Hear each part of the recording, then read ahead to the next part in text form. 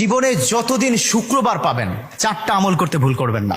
আজকে শুক্রবার না, আমি জানি না 4টা আমল করেছেন কিনা বা করছেন কিনা, আপনারা মিলিয়ে নেবেন। যদি 4টা আমল আজকে না করে থাকেন, আজকে থেকে জীবনে যতদিন শুক্রবার পাবেন 4টি আমল করতে ভুল করবেন না। পারবো তো ইনশাআল্লাহ? ইনশাআল্লাহ। 1, দুরূদ পড়া। আমার বিশ্বনবী দুরূদ সম্পর্কে কত অসাধারণ কথা বলেছেন। একজন সাহাবা এসে বললেন, ইলা রাসূলুল্লাহ সাল্লাল্লাহু আলাইহি ওয়াসাল্লাম, ও নবী, আমি যদি আপনার প্রতি দিনের 1/3 ধরে দুরূদ শরীফ পড়ি আমি কি নিয়ামত পাবো?